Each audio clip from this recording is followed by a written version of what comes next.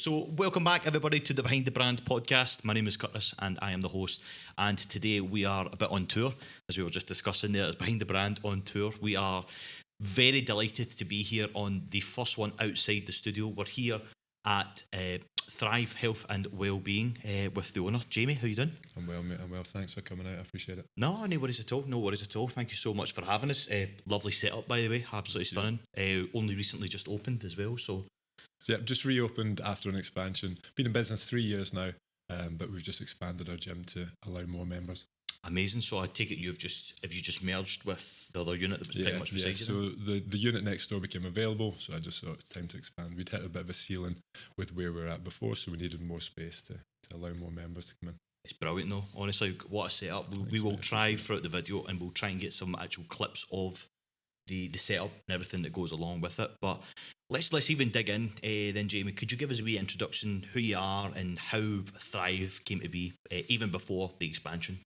Yeah, I guess so. I've been personal training 12 years. My route into personal training, probably challenges with mental health, exercise, nutrition, that gave me this, I would say, stability and quite a tumultuous, if that's the right word, like unstable upbringing. Found a real love for it, and then, as a lot of PTs do, wanted to share that love with other people. So been PT in 12 years now, and I've been in various gyms, usually worked in private independent studios like this. I just like them a bit better than the commercial space. I think allows me to have more influence over it, and it's a better space for members or clients that I work with. And I guess Thrive opened 3 years ago. It was just, Thrive is probably the space that has come from my frustrations with the health and wellbeing space, the fragmentation of it. For me, this space is integrated, right? We've got links with, we're obviously based in exercise, nutrition and lifestyle coaching, but we've got links with physiotherapists, counsellors and more holistic therapists like massage therapists, sports therapists. And we want to make health and wellbeing a kind of integrated service. So yeah, this place was kind of born out of frustration, but is now in a more positive and a positive space. So you took the negative and you've turned it into a positive. Yeah, I've tried. Like I said, I've been in it 12 years, and there's a lot of good things in the health and fitness space, but I think there can be a lot of things that are prohibitive to people getting involved, and we're trying to remove those barriers and get more and more people involved, and find the kind of appreciation for exercise and nutrition. Definitely. I think that's the way forward. It's such an important thing as well going on at the minute, especially with not only just your fitness, but your well-being and everything that goes along with it. And it's nice to obviously have people like this. It's such a nice setup though. It's very, very welcoming. That's I think as well, like as you say, when you go into commercial gyms and things like that, there's nothing worse. I hate when you go in a very busy day and every single thing is being used, but it's kind of like territorial here. I just don't get that feeling here. It feels like it's such a nice space. I take it, are you the only one in here, or do you have other PTs that rent the space or use it? So I'm main PT in here just now. We're at that stage from a business perspective where we need to start bringing other personal trainers in. We're trying to navigate that relationship just now. For me, it's very important we get the right people in here, because it's important to our members that we get people that are trainers that are singing from the same hymn sheet, right? I think there's nothing more disruptive to someone's fitness journey than having two different perspectives or opinions. Like, you go on Google these days and you search for something and you can find the top two articles contrast each other, right? And then people think, oh, what's the point? I'm not going to bother starting, right? So it's making sure that the people that are in here are all speaking from the same hymn sheet. And it can be a challenging thing to do, but we're bringing in some people. So we're expanding. Brilliant. And obviously you're located in Bridge of Weir, which I don't think there is many other gyms around this way. There's a few independent trainers. In terms of actual gyms, the nearest gyms we've got are council gyms in Kilmacombe and Linwood. So there's nothing. So you've kind of got that, you'll get that footfall of people then hopefully. Yeah. Brilliant. Think about catchment area, we've got a good 10,000 people between all the various villages, so there's a lot of people around here that are interested in health and wellbeing, and it's been positively received so far. I think as well, like, because it is such a smaller sort of area as such compared to like your gyms over like Paisley Way and things like that, you know what I mean, is where it is more commercial gyms. I mean, you will have people that will give the you know what I mean, the word of mouth as well. Spread the word about what your gym is and what you obviously do and what you kind of stand for, your kind of values and things like that here.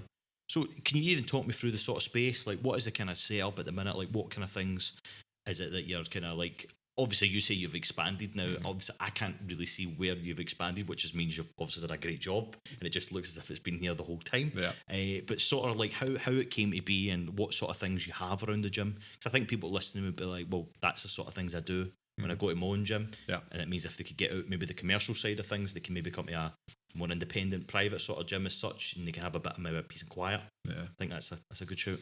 So it's an interesting way to take this. I think for me, maybe coming away from your question slightly, but hopefully coming back round to it.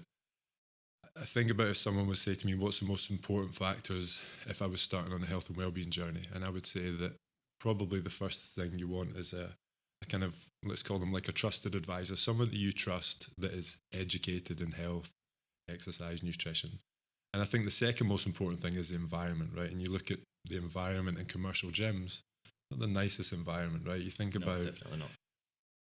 And I say this as someone who has found exercise, nutrition through my own insecurities. Gyms are typically a collection of insecure people, right? And I'm not saying that in a judgmental way, it's probably quite factual. And there's probably no more uncomfortable place to be than a room full of insecure people, right? Everyone's one of them. I put my hand up to it, definitely. And I say that as well as someone who's insecure. So you bring people together in that sort of environment. It's not going to make for the nicest environment, right? And I think environments like this, we can cater to people that maybe don't feel as safe in a larger space, or they don't want to go into those intimidating environments. And I think you can segment people, right? You think about nightlife in Glasgow. There's like hundreds and hundreds of different clubs, right? Wherever you're into, you can go to Cat House, you can go to like all these different clubs based on your interest. Something there for everybody. Exactly. Where sometimes you go to a smaller town and it's like one or two clubs, just everyone's lumped into them. Do you know what I mean? And it's not the nice environment. Whereas I think independent gyms can be a bit like that as well. They can cater to more niches or specialised towards individuals more so than the pure gyms, which is just like a mass of people in them. Definitely. And do you think it's harder to convince people to kind of come to these sort of gyms than it is for the commercial side of things? I don't know about convince. I think creating awareness around them, which is why what you're doing is such an important thing. Creating awareness, letting people know that we're here. I think it's also, there's the onus on us to actually share what we do and tell people about what we offer and maybe why we're different. But then there's also a price point thing, right? Because we can't compete with a pure gym. When you're coming in, I was thinking this morning, I probably just describe myself as quite a cynical person. So I was thinking, how much of that do I show today? I would say when you look at these larger corporations, they're businesses, first and foremost, that deal with health, right? So the financial side of things is the most important thing. Definitely. They're monetizing people's health. Independent gyms like this, where health businesses that have to run as a business and therefore make money. So pure gym, I probably shouldn't name specific brands because there's potential. It's probably the most known though, I think people will understand that as soon as you think about that sort of thing, that's probably the first gym that comes to people's mind. Which is impressive when you think about their marketing, right? They've marketed it really well, definitely. But their whole, I understand that they've researched price points that people that join will continue to pay and not go. So they've researched the price point so that people won't notice it coming out of their bank account so much, and we'll end up, even if they don't go a year down the line, they're like, I'm going to go at some point, I'll just keep this membership going, 100%. right? But that's because the amount of people that come into their gym, they can afford to do that, right? I haven't got the space to do that, and also don't want to do that. I want the people that choose to come here to actually come here and use it, right? So there's a price point issue as well. It has to be a little bit more expensive because they're getting a more personalised service. So I can understand why people maybe think pure gym can appear, or commercial gyms can appear the more affordable option. But if you're thinking about what you get from coming to a space like this, you get that relationship with a trainer or trainers, you get the environment that's more private, and you probably get the skills, you learn the skills that you need to make this a lifetime thing, rather than just showing up to the gym for a while and going through the motions and then thinking, it's not for me. Yeah, because there's so much more than just coming to a gym and doing a workout. Exactly, right. There's the whole thing that comes along with it. Is that something that you guys offer? Do you have like services in here and Thrive, like as such as obviously like a nutrition sort of part included in it? And can people just kind of come freely and use the gym if need be? So just now we offer exercise, nutrition coaching, and what we're calling lifestyle support. So just like you touched on earlier, physical and mental health are so closely linked. And for me, it's that integration of, exercise, nutrition, and lifestyle factors that is what really gets people results in this space. In isolation, they don't really work so well. I think when I first started my career, I got my PT certificate and I thought, man, exercise, I'm going to change people's lives. And then about a year or two into my career, I was like, oh man, this isn't doing much. What's going on here? So I thought, it's nutrition. It must be nutrition. So I got all my nutrition certifications and thought, right, this is it. I'm going to change people's lives. And then a couple of years into that, like, this still isn't doing it. Then I went off and I did some courses in psychology and psychotherapy, and I quickly realised it's the integration of all those three things, right? It's the skill, the integration of those three things that gets results. So we cater for that here. Yeah, we've got exercise, nutrition coaching, and then lifestyle support. And is that just yourself at the moment? Kind of So just now it's me that does the lion's share of it. But again, we've got other professionals looking to come in. Brilliant. And as I was saying, talk to me about the kind of space, the sort of things you've got set up here. I mean, the stuff looks fantastic. So I would say in this small space, we've got equipment that there's not a single exercise you couldn't do in here. Okay, so typical gym exercises is not a single thing. We've got a cardiovascular space, a kind of complementary space through the back for members that want to come in outside coach sessions and do some additional work.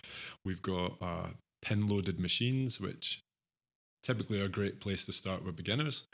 We've got a kind of higher intensity area over here, and then we've got what we'd say a more functional / strength area back. I was going to say that's just behind us. You'll probably see it in the camera there. So we can cater for complete beginners. I was working with a 93-year-old chap who'd never set foot in the gym before. Fantastic. And then we've got right up to advanced trainees, so we can cater to everyone. Brilliant. It's honestly such a lovely space. And I say, like, I know you've recently just done up. I know you've been in business now for the past few years, but you would think that this was here forever. Yeah. Here forever. Just such a nice space as well. And it's nice the way you've treated even the rooms for us doing the podcast. It's very, very, very well done. Good. What's the kind of favourite part of showing up every day then to the job? What's the favourite part? Yeah, that's a good question. Again, probably going back to what I was sharing about myself earlier, I think I recognised just how pivotal or maybe just impactful something as simple as exercising and eating well can what a positive impact it can have on people's lives. Sounds a funny thing to say, but having been in the industry for 12 years, like, I feel like I've been through it all, right? I've been through the kind of body dysmorphia when you're in an industry full of like jacked up dudes, and I'm quite a naturally slim guy. Do you mean you think about your body shape, like what are people going to think of me? And then there's the kind of disordered eating that comes with it as well, right? So you're thinking about, oh, this food's bad, I shouldn't eat that. And so I feel like I've been through all of that, and I can now support people coming out the other side of it, right? Ask your question again. I lost my train of thought there. It was just your favourite part of coming to work every day. So I guess with that then it's that I feel like I went through all that stuff on my own and it was hard, and I can support people through that, right? There's this idea like you learn from your mistakes, but you can't learn from other people's mistakes, right? So the people that come in here, rather than like than stopping them from making the mistakes, you can't really do that, right? I need to guide them through that process so I can be there to support them through as they go through all the challenges that come with the health and fitness or change, the challenges that come with change. I think I recognised how much this impacted my life, and I want to share it with other people. I think as well, like that sort of stuff, it's nice to hear that somebody obviously cares about that sort of stuff, because we do have like not digging into other PTs and stuff, like, but we've had numerous people come in and say it before, like some people are just in this for the quick fix, not actually there to help people and do what they're meant to be doing. So it's nice to see something like this, a community based sort of thing as well, which will make a massive difference to many that pass by. And the cool thing is, I guess it has, right? We've got multiple members now that this has made significant impact to their life, their quality of life. And again, with 12 years experience in the industry, it's helped me realize, like, while exercise, nutrition are my life and that's my career, they're just tools, right? They're tools to make us feel a bit better and get more from the important things from life. I'm a dad now, my wife and I just had a second child 10 months ago. It's like there's more to life than just going to the gym and eating, right? Yeah. That just supports me being a dad and being a husband and all these other things. And I recognized I maybe couldn't see that at first, right? Because I was so blinkered. I thought, no, you need to go to the gym 3 or 4 times a week. You need to eat like this. And it's like people just want to feel better in everyday life. They want to feel better when they're out on a night out, when they're out on holiday with friends. Do you know what I mean? So it's just tools, and they're pretty powerful tools to help people. So somebody comes to you then. What does that look like? What's the kind of first steps for somebody coming in? So we offer what we call a health MOT. So the first step would be we book in 2 sessions and we'll get a comprehensive overview of where they're at through a series of assessments. So we'll do what we call a subjective wellbeing assessment. So that is people come in and they say, I want to feel better. Like, what does that mean? Like, how do we measure that?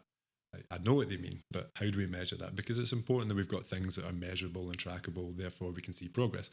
So we'll do a subjective wellbeing assessment just to get a sense of, you're familiar with like a wheel of life. Have you ever done that sort of assessment where you kind of score something out of 10, like certain areas of your life? I think I briefly did one before, like in the past, but maybe like when I was starting my personal training, not me as a personal trainer, but when I was with a PT, I think they'd kind of mentioned something like that to me before, but it's been donks. So it's like a wheel of life, just to get a sense of how you feel life is just now on a scale of 0 to 10. So it would be a subjective wellbeing assessment. That would be the first part of the process. If it's appropriate, we'll then go through a body composition assessment to get an understanding of that person's body in its current state and potential health markers. We've also got a strength assessment, a fitness assessment, and a nutrition assessment. So that's the first week. It's allowing us to give them some kind of data on where they're currently at. And it also allows us to get a sense of them and who they are. And each of these assessments helps me learn a little bit about my approach I'm going to take with them. Fitness assessment is a good example, right? You've got some people that come on and they're busting themselves and pushing really hard and going gung-ho. And they're the ones that sometimes you have to rein in a little bit. And then you get someone who comes in is a bit more timid, a bit more scared, and they're the ones that I maybe need to push a little bit more. But if I took the opposite approach with either of them, it would scare them away, right? So it allows me to figure out where they're at and what they need from me. So I guess it's a multitude of assessments. It gives me some objective data, but also starts to help me to understand a bit about them, and also breaks the ice. They get to know me and start to trust me. So that's the first week. From there, we go away and we tailor a program. If it's one-to-one training, we'll tailor a program for them. And then we'll start to feed them down the route of, we've got our nutrition coaching and some goal setting and lifestyle coaching automated now. So we're going to be delivering that online. That's going to be going live in the next kind of few weeks. So they'll be offered support out with the gym. The nutrition coaching is something that's always been a challenge. It's like, when's the best time to do it?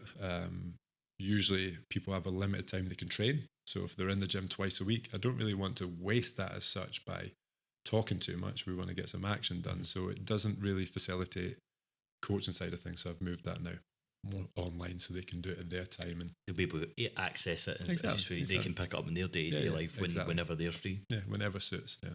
Fantastic. Honestly, it just sounds like it'll impact such a lot of people. As you're saying, it's amazing to hear that it's not just of all like a certain age as well. Like in fact, you've got a wide range. A 93-year-old gentleman youngest coming in. member just now 18, oldest. So the 93-year-old is no longer training, and he's still with us, but he's no longer training with us. So wide range, and that's typically it. Yeah, we've got a big spread of members. Amazing, absolutely amazing stuff. What do you see the next steps for Frythin? What is the next steps for you guys? I guess from a business perspective, for me, it's bringing in some more professionals. Keep harping on about 12 years personal training, but I'm at that stage now that I feel that I've got wisdom to pass on to other trainers. So I'm keen to get some more trainers involved, share with them my experience, right, and what I've learned. Bring them up a bit, and then again from a business perspective, the hope is that if we can get this place operating well, there's opportunities to expand into other areas. I feel like small villages and maybe even small towns are quite underserved. Like I said, we've only got council gyms around here, so I feel like they're quite underserved areas, and I feel like it's somewhere I could expand into, and hopefully, Amazing. So we could see Thrive maybe pop up in maybe all these different areas. Yeah, Fantastic. maybe. I think you will. I hope so. What's your favourite machine then for you yourself? And what's your favourite go to? Say you're in like a day like today where it's nice and quiet, nobody's in at the minute, you're just in yourself. What's your kind of go to? My training just now is very different, let's say, because I've got 2 young kids. I've got like a 20 to 30 minute window in the evening, which is just not what I like. I like training early in the day, but just now needs must. I entered into health and wellbeing down the athletic development route, so that was my interest in terms of training. Also, a lot of the people I trained to begin with. I've probably gone full circle now. Like, you'll probably find me doing more what would be deemed as, I guess, bodybuilding style, but more machine-based exercises. Right, okay. I just think they offer a lot of bang for buck. Got a bit of a bias now against machine-based exercises. I think they're good. So for me, you'll probably just find me doing a full body workout across the pin-loaded machines. It's not the most exciting, but I think that's one of the important things, right? It's just about the consistency, and it affords me the consistency. Massively. And just like that, as you say, you give a wee bit of guidance, of obviously, and a bit of knowledge. Consistency is obviously key when it comes to this sort of thing. Is there anything else you would maybe recommend to somebody that was going in, either if it was Thrive or they were heading to a gym, like any just words of wisdom that you would maybe give them? I think what I touched on earlier, the idea of find someone that you trust. Like, there's multiple ways to get in shape, right, or fit, or however you want to call it. I'm not suggesting that our way is the only way, but find someone that you trust and you align with, and then consider the environment. They're the 2 big things. It sounds like there's probably people listening might be looking for more profound things, but I think they're the fundamental stepping stones that will probably take you far further. Get someone you trust to advise you, personal trainer, professional, and find the right environment. And I guess those 2 are probably linked. And I just wanted to kind of touch on just something you said there. Obviously, you said about your athletic kind of background and such. So you said that you've been in the industry for 12 years. Yeah. Have you? So before you get into the PTing and stuff like that, did you always know you were going to get into the PTing, or was there something that you did beforehand? Or? I guess when I'm talking about athletic, not me. I wasn't athletic. Right. Okay. That was my interest. I was more training people. Training people. Right, okay. I didn't even do PE in high school. Spent most of my childhood drinking cider. So it's kind of the opposite, right? I think I used the line yesterday to someone. My childhood activities were spent chasing girls unsuccessfully and running from the police pretty successfully. I usually got away from them, so that was the only activity I got. But there was, I think, because of my unhealthy lifestyle choices when I was young, it led me down a path that I found exercise, and it took me on a different path. So then it was just the passion and desire to share that with other people. That's amazing. Nice wee story as well. A kind of full circle moment there as well. It feels like that, right? It feels like that. Brilliant. And is it always, like, for you career-wise, is it always now, since leaving kind of school and things, has it always been involved in the fitness industry then?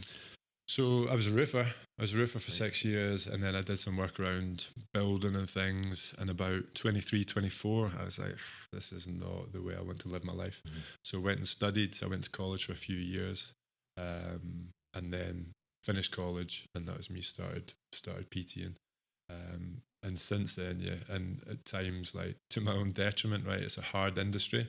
You look at the figures of people who come into the industry and leave within like a year. Is pretty scary, right? It's a sad thing, because you've got people who are clearly like had a desire to help people, and they wanted to help people change their lives, but the industry didn't support them. So it's a tough industry, right? I think people get into it thinking that they're going to earn a ton of money, just like train people when suits them. Yes. Yep. It's just not like that, right? Starting out, you're like starting at 6 a.m, working a couple of hours, and you've got sporadic appointments through the day, and then you're working late into the night. So it's a hard gig. But I feel like I've managed to get through that part of it now, and I'm in a good place with it. You're in a good place. Brilliant. Would you say that, like, even in the past 5-10 years, like, PT has changed dramatically? We've had that before, where people say what they used to do from what they do now, because it is all changed because of things like this and stuff, where they become more aware of the kind of the social part of it as well, rather than just the fact that they are there to help. Obviously that is the main part of the job, and you get somebody in in a good position, whether it be fitness wise, well-being wise, all that sort of stuff. But they were saying that it's just completely changed the way it is now, how they go about and how they actually maybe run a session, or even how they do it and how they market it as such as well. Yeah, I think the way it's taught now, you look at the certification, there's a lot more, I think, around nutrition and probably psychology starting out. The actual modalities, I think there's trends that come and go, but I mean, the principles are principles, right? They're not going to change. It's but I think the system around people going into personal training is just not where it needs to be yet, right? You've got, again, these commercial gyms that don't really support young trainers in the way that they could. Yep. So I hope that changes, and that, I guess the hope is that we can do some of that as well. I'd like to bring in some young trainers and support them, like, so they don't have to do those split shifts throughout a day for next to no money. I would like to help people have a salary so they didn't have issues with getting mortgages and loans and things like that. So I'd like to change the way that side of things done on some small scale. Because it is a tough gig when you do that sort of stuff, because you are pretty much self-employed when you're doing it. You know, completely self-employed. A lot of these are renting spaces out, but sometimes they're not even getting a decent space, and it's upwards of thousands of pounds. And it's just hard. like, wow, it's a hard gig. And there was times when I've nearly kind of dipped out of it as well. I remember one night I was working at a gym over in Clydebank at the time, and I had 3 sessions lined up, and they all cancelled on me. And at the time, people would just pay cash. Maybe I shouldn't say that in case HMRC are watching. They just pay cash, and I would just be reliant on that money. There was no like monthly payments. It was just one-off payments. So all 3 cancelled. I went to Sainsbury's to try and get some dinner on the way home. No money in my bank. I had to go in my pocket. It was like 57p or something, right? So I had to go over to the little reduce section, and I found a haggis pizza. Like, who's even making a haggis pizza? So I had to get haggis pizza for like 52p, and I went home and ate it, and it's like, Jesus Christ, man, this is bleak. Bad. So, and for some reason, maybe my own kind of self-reflections, I just kept with it and kept going. But so many people must just tap out at that point, right? And again, it's a shame, because people with the desire to help, they're giving up. Definitely. Do you feel like it's kind of become an oversaturated market, or do you just believe that there is enough out there for everybody? There's a lot of PTs, right? There's a lot of PTs, but when you look at the statistics around the health of the country, they're continuing to get worse. But we've got more and more personal trainers, so the approach isn't really working, right? Mm-hmm. There's something not quite right there. People's health is continuing to get worse. We've got more and more personal trainers or health and fitness professionals, so the approach isn't quite right. Whether it's saturated, it's tough. A lot of trainers are now moving to online training. Yeah.